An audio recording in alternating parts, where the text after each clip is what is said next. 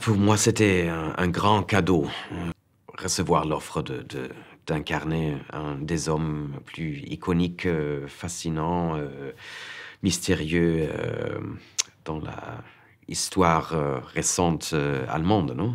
Je n'ai pas beaucoup réfléchi comment, parler de ce projet. Je disais oui immédiatement.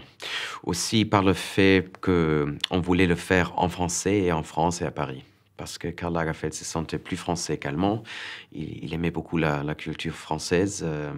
Paris était sa maison et sa vie. Alors je pensais, oui, et si je vais le faire, ça doit être avec des Français en France et à Paris. Après, j'ai rencontré à Jérôme Salle. Après, j'ai rencontré les collègues.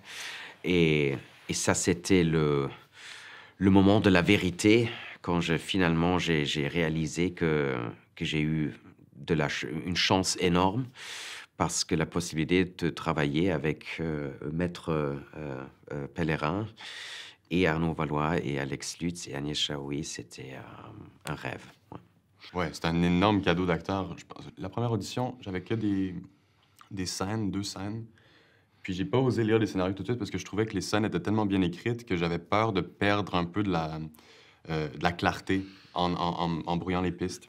C'est après que j'ai lu les scénarios, une fois que j'ai eu le rôle, puis que puis je me suis permis aussi d'aller lire un peu plus sur Jacques.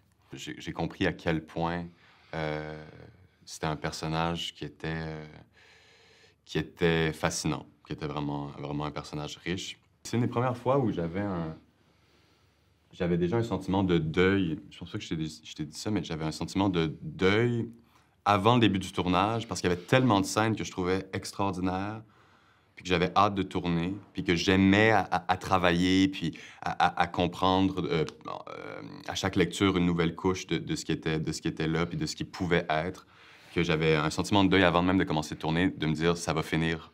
Puis après ça s'est amplifié quand on a commencé à tourner, puis que j'étais avec Daniel, puis que c'était tellement un bonheur de tourner avec lui, puis avec Arnaud, puis avec tout le monde. Mais c'est vrai que surtout avec Daniel, c'est toute mon attention dans la série est complètement déversée sur lui. C'est complètement mon ancrage. Puis, si ça avait été, si la connexion avait été difficile, je veux dire, j'aurais été perdu, alors que là, c'était complètement, vertical, tu sais.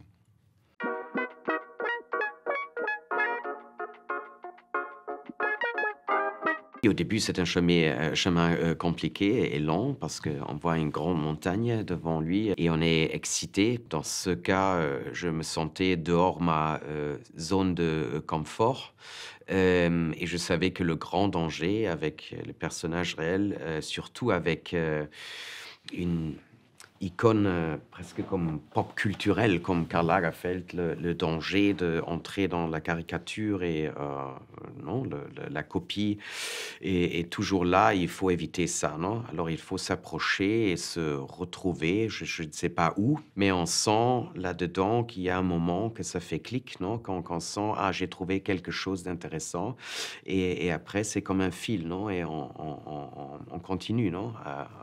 À chercher, et on le fait pendant tout le chemin, en fait. Et dans le cas de Karl Lagerfeld, c'est aussi très enrichissant au niveau personnel, parce que il était tellement cultivé, intéressé dans toutes les choses, tous les aspects de la vie du monde de l'art, que moi, quand j'habitais à Paris, quelquefois le week-end, je me demandais qu'est-ce que Carlito ferait cet week-end, non? Est-ce qu'il y a une exposition intéressante? Est-ce qu'on va au cinéma à Champeau, là, à Saint-Germain-des-Prés? Est-ce qu'on va lire quelque chose d'intéressant? Alors, j'ai essayé de me nourrir avec tout ça qui était important dans l'univers de Karl Lagerfeld. Puis c'est comme Daniel dit, c'est un peu toujours un truc de tu as une question, tu y réponds, puis cette question-là ouvre des portes qui ouvrent plein d'autres questions, tu sais. Puis j'ai l'impression que le travail de préparation sert toujours à répondre au plus de questions possibles, puis ça peut aller dans toutes sortes de directions. J'ai l'impression que c'est aussi large que de comprendre l'époque, de comprendre les dynamiques de pouvoir, de comprendre les références, de comprendre ce que eux lisaient. Je veux dire, c'est un peu toujours flou, hein, comment on se prépare.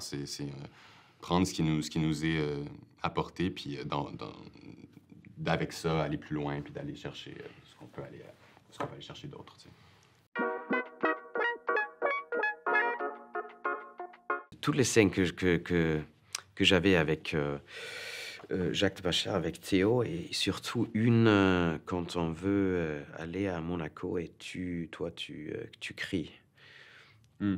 quand je fais cette proposition folle que peut-être I don't want to spoil it, you know? Je veux pas dire ce que je dis dans la. C'est plus tard dans la série, je crois que c'est vers la fin, non? Mais que dans cette fête, et c'est, oui, il y avait ah, une douleur dans tes yeux et dans l'expression, non? Que c'était vraiment la première fois que tu venais, ça m'a choqué. Et encore quand je le vois, c'est un choc pour moi parce que c'est si vrai. Dans tous les moments de vérité entre nous, ça me fait très fier et très content. Parce que je peux dire qu'il y a des moments qui sont les plus beaux de, ouais, de toutes les choses que j'ai fait dans ma vie professionnelle, non? Et c'est, oui, c'est super quand ça se passe, non? Que tu as quand tu commences à danser avec ton partenaire, non? Et il y a une magique, une vraie magique, que c'est pas forcé, c'est pas construit, non? Mais c'est vrai.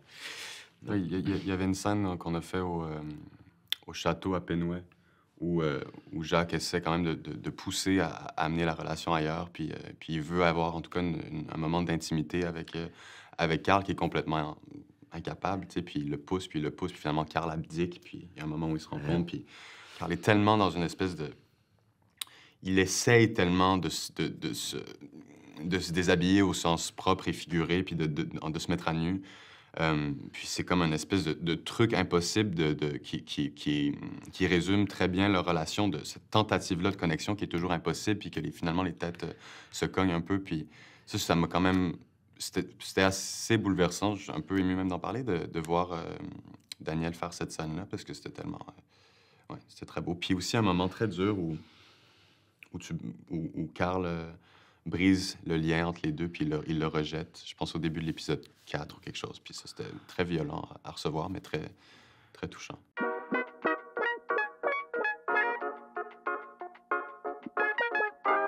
C'est une histoire d'amour qu'on voit là, que c'est très particulière. Je trouve ça très touchant à voir parce que il y a un homme qui est pas capable de s'ouvrir totalement, non?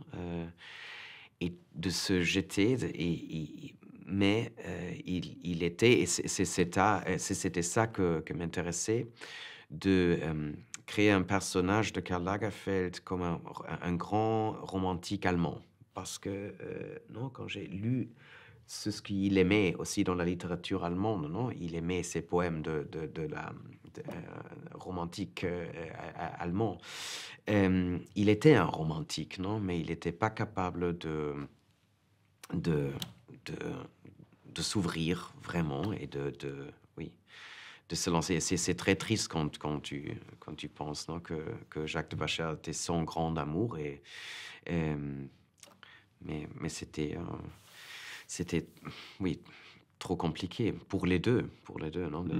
Et ça, c'est pas comme une typique histoire d'amour qu'on voit normalement dans les séries ou les films, non? C'est un peu plus spécial que